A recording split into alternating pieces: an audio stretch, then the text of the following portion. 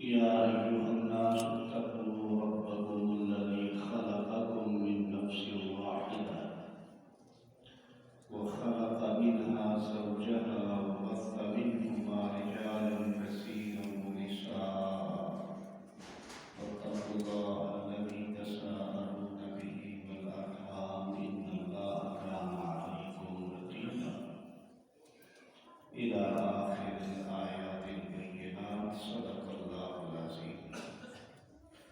سارے حضرات محبت سے اور عقیدت سے حضور صدر کونین صلی اللہ علیہ وسلم کی بارگاہ میں درود شریف پیش فرمائیں.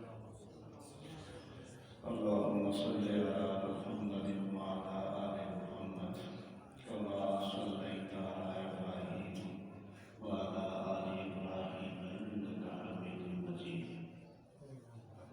اللهم بارك على محمد وعلى آل محمد كما باركت على إبراهيم وعلى آل إبراهيم إنك حميد مجيد. برادران محترم، انتہائی اہم حصہ قرآن حکیم کا، یوں تو ہر حصہ ہر جگہ اہم ہے، لیکن میں نے انتہائی اہم کا لفظ اس لیے استعمال کیا ہے کہ جس حصے کی میں تلاوت شروع کی ہے اس کا ہمارے معاشرتی زندگی سے بڑا گہرا تعلق ہے، روزمرہ کی زندگی سے بڑا گہرا تعلق ہے، اور ڈیپینڈ کرتا ہے، دارومدار ہے اس بات کے اوپر کہ یہ جو ہدایات اللہ بزرگ و برتر ہیں ان آیات میں ہمیں دی ہیں، ان ہدایات پر ہم کتنا عمل کرتے ہیں. اگر کرتے ہیں تو الحمدللہ، اور اگر نہیں کر پا رہے تو ہمیں اس پہ عمل کی کوشش کرنی چاہیے. یہ سورہ نساء ہے. بڑی عجیب بات، ادھر ہی نقطہ ذہن میں آیا ہے کہ میرے رب کو اس زمین کے اس سینے پر یہ خواتین، یہ عورتیں کتنی اچھی لگتی ہیں اپنی مخلوق میں کہ رب العالمین نے ان کے نام سے قرآن حکیم کی پوری سورت نازل فرما دی. نساء عورتوں کو کہا جاتا ہے تو سورت النساء ہے. آج مادر پدر آزاد خواتین آزادیاں لینا چاہتی ہیں. میرے رب کی تعلیم سے میرا اللہ کتنی عزت دے رہا ہے اس وقت کو. سورہ نساء، اس کا جو نزول کا زمانہ ہے مفسرین کرام اس بارے میں کہتے ہیں کہ یہ 3 ہجری کے آخر سے 4 اور 5 ہجری تک کے درمیان یہ سورہ مبارکہ حضور نبی کریم صلی اللہ علیہ وسلم پر نازل ہوئی. اس صورت میں یتیموں کے حقوق، خواتین کے حقوق، میدان خوف میں آپ نماز کیسے پڑھیں گے یہ ساری بات، اسی طرح تیمم کی بات اور دیگر مسائل اس صورت کے اندر بیان ہے. وراثت کے مسائل اس صورت میں بیان ہوئے ہیں. وراثت کے مسائل، حقوق جو اللہ رب العالمین نے دیے ہیں وہ سارے اس کے اندر بیان ہوئے تفصیلاً. بڑی اہم سورہ ہے. تو دیکھ لیتے ہیں، ترجمہ کرتے ہیں جو ہمارے پاس تھوڑا وقت ہے. میں نے شان نزول بتایا. یہ سورت جنگ احد سے متصل زمانے میں حضور نبی کریم صلی اللہ علیہ وسلم پر نازل ہوئی. کیونکہ 70 صحابہ شہید ہوئے اور مدینہ منورہ کی ایک چھوٹی سی بستی میں 70 جنازے گزارا، 70 لوگوں کی یک وقت شہادت کا ہو جانا، تو سوالات کھڑے ہوئے کہ ان کے بچوں کا کیا ہوگا، ان کی کفالت کا کیا ہوگا، ان کی تعلیم اور تربیت کا کیا ہوگا، ان کی خواتین کا کیا ہوگا، ان کے حصوں کا کیا ہوگا، وراثت میں ان کا کیا حصہ ہوگا۔ یہ سارے سوالات ادھر پیدا ہو گئے۔ تو ان سوالات کے جواب رب العالمین نے دیے ہیں اس سورت کے اندر، وہ دیکھتے ہیں جناب۔ فرمایا بسم اللہ الرحمن الرحیم، بزرگ و برتر اللہ کے نام سے شروع جو بڑا مہربان نہایت رحم والا۔ یا ایھا الناس، اے انسان، اتقوا ربکم، اپنے رب سے ڈرو۔ مسلمانوں کو نہیں کہا، انسانیت میں خوف خدا ہونا چاہیے، اور انسانیت میں یہ خوف خدا مر چکا، جس کی وجہ سے مظلوم کو دبایا جا رہا ہے، ظالم پروان چڑھ رہا ہے۔ من حیث المجموع، ظالم کی حکومت ہے، ظالم کا راج ہے، اور یہ ظلم کا راج کب ہوتا ہے کہ جب خوف خدا مر جاتا ہے۔ اللہ کا خوف دل میں ہو تو ظلم جگہ نہیں پکڑتا۔ اے انسانوں، اپنے پروردگار سے ڈرو، الذی خلقکم، جس نے تمہیں پیدا کیا ہے۔ اب نکاح کے موقع پر بھی یہ آیت پڑھی جاتی ہے۔ رسول اکرم صلی اللہ علیہ وسلم کیوں پڑھا کرتے تھے؟ تو آپ اس کا پیغام دیکھیں کیا ہے۔ اے انسانوں، اپنے پروردگار سے ڈرو۔ ادھر ہی نقطہ لطیف ہے کہ ایک مرد اور ایک عورت جب رشتے میں جڑ رہے ہیں تو اللہ تعالیٰ ان کو بتا رہا ہے کہ اب خوف خدا کرنا، اپنے پروردگار سے ڈرنا، اور اپنے رب سے اگر تم ڈرو گے تو یقیناً تم ایک دوسرے کے حقوق میں ڈنڈی نہیں مارو گے، اپنی ذمہ داریاں اور فرائض کو ادا کرنے میں کوتاہی نہیں برتو گے۔ لیکن اگر خوف خدا منحصر ہوگا تو تم کوتاہیاں کرو گے، لاپرواہیاں کرو گے۔ اس لیے فرمایا ہے انسانوں، اپنے پروردگار سے ڈرو جس نے تمہیں پیدا کیا ہے من نفس واحدۃ، ایک جان سے، حضرت آدم علیہ السلام سے کہ ایک جان تھی، اسی سے ساری انسانیت وجود میں آئی۔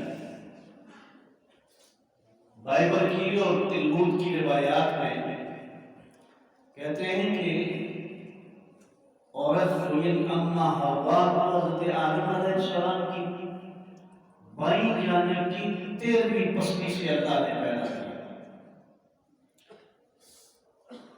یہ ان کا جوڑا ہوا کیا اصل ایک بتائی ہے، تمہیں ایک جان سے پیدا کیا، تم ایک خون ہو، ایک گوشت ہو، ایک پوست ہو، ایک خون ہو، تم ایک دوسرے سے دور نہیں جا سکتے، نہ جانا چاہیے۔ ایک دوسرے سے تم نفرت نہیں کر سکتے، نہ کرنی چاہیے۔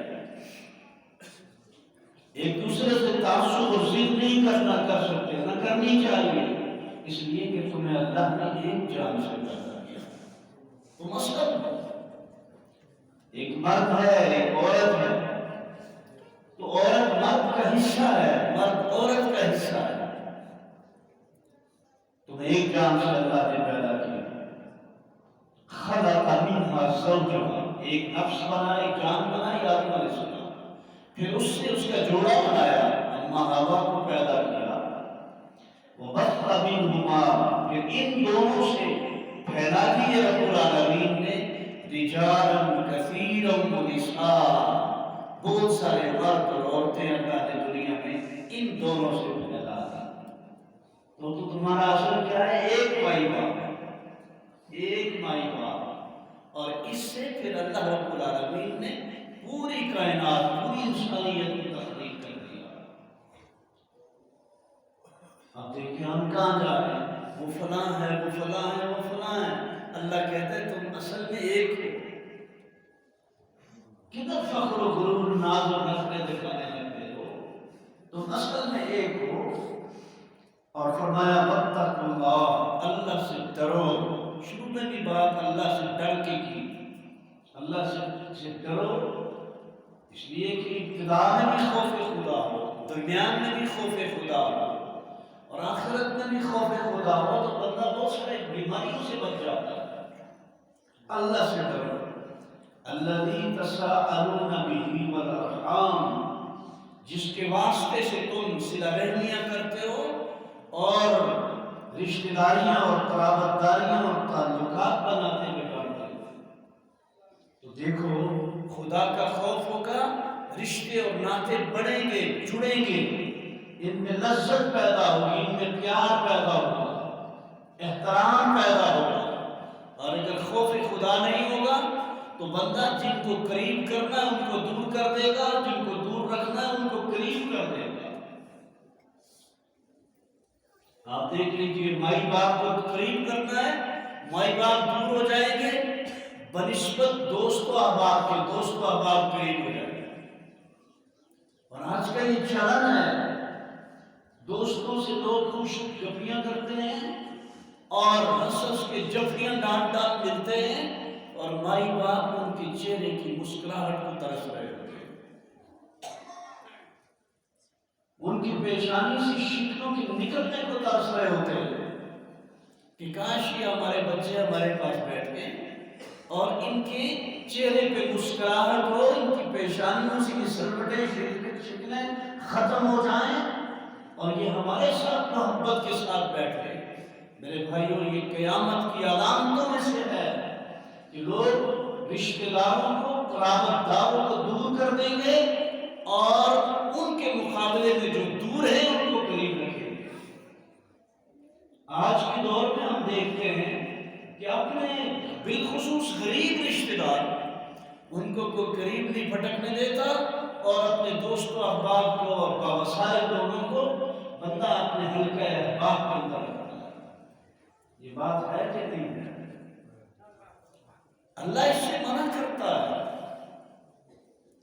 ہر ایک کو اس کا مقام دو جس مقام کا وہ مستحق ہے، ہر ایک کو اس کا پیار دو جس پیار کا وہ مستحق ہے۔ فرمایا یاد رکھو ان اللہ کان علیکم رقیبا، تمہارے ہر عمل کی اللہ نگرانی کر رہا ہے۔ یاد رکھو تمہاری ہر سرگرمی کو اللہ مانیٹر کر رہا ہے، تمہارے ہر عمل کی اللہ نگرانی کر رہا ہے۔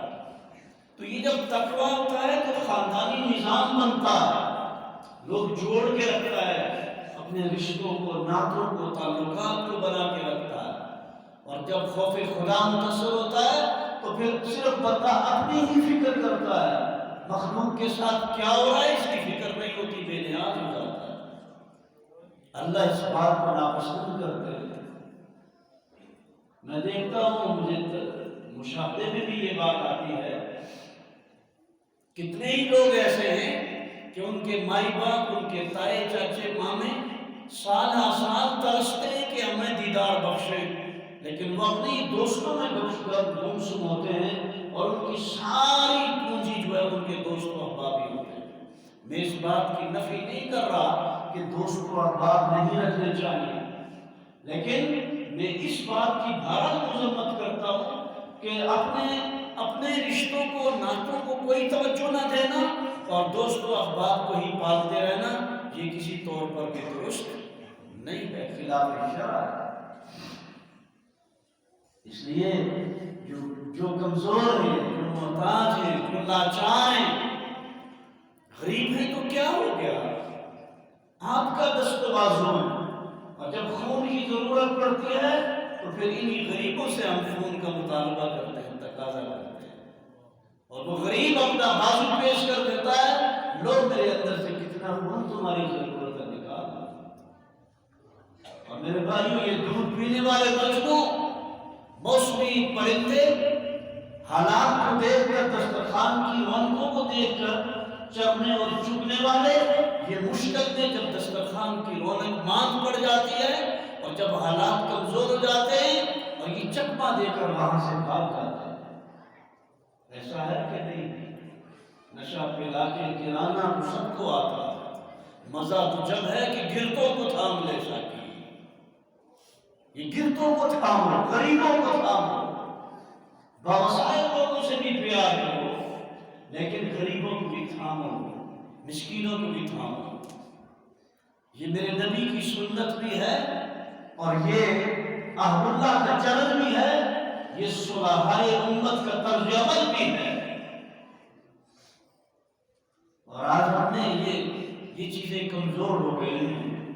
اگلی آیت میں فرمایا وَآتُوا الْيَتَامَىٰ أَمْوَالَهُمْ، تو یتیموں کو ان کا مال دے دو، یتیموں کو ان کا مال دے دو، ان کا حق یتیموں کو دے دو۔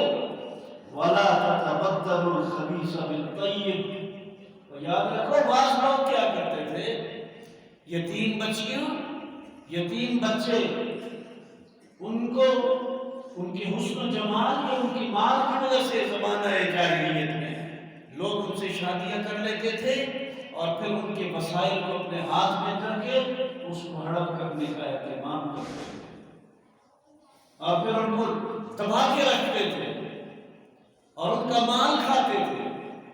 رب العالمین نے فرمایا تمہارا اگر پاکیزہ مال ہے تو یہ اس طریقے سے یتیموں کا مال کھاؤ گے تو تمہارا پاکیزہ بھی خراب ہو جائے گا،